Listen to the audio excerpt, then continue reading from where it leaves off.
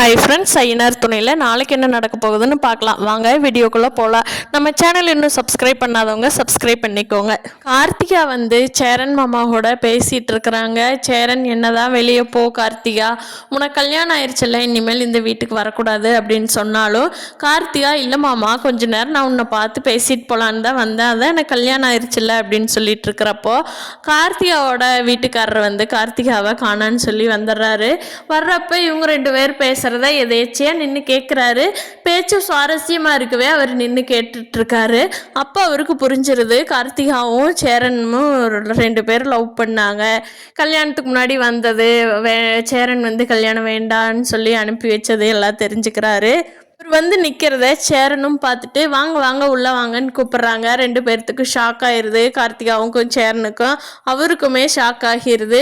வீட்டுக்கு வந்தவர் இல்லை பரவாயில்ல இன்னொரு நாள் வரேன்னு சொல்லிட்டு கார்த்திகாவையும் கூட்டிகிட்டு போயிடுறாரு. சேரனுக்கு ஒரே கவலையாக இருக்குது. கார்த்திகாவும் ஐயோ என்ன பிரச்சனையாக போகுதோ தெரியலையேன்னு யோசிச்சுட்டு இருக்காங்க.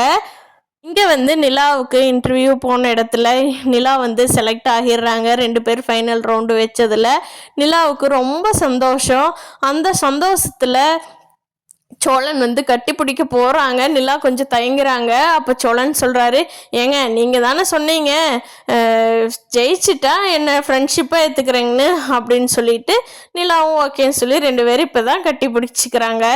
நான் என்னமோ ஃப்ரெண்ட்ஷிப் மாதிரி தான் நினைக்கிறாங்க. ஆனால் சோழன் தன்னோட ஒய்ஃபை தானே அப்படின்னு நினச்சிட்டு கட்டி பிடிக்கிறாரு. நமக்கு சோழனுக்கு இனிமேல் லவ் ஸ்டார்ட் ஆகி நிலா வேலைக்கு போக ஆரம்பித்து டெய்லி சோழன் கொண்டு போய் விட்டு இப்படியே லைஃப் நல்லா போகுமா, இல்லை நிலா வேறு ரூம் எடுத்து வெளியே தங்க போகிறாங்களா அப்படிங்கிறத இனி வரப்போகிற எபிசோடில் பார்க்கலாம் ஃப்ரெண்ட்ஸு.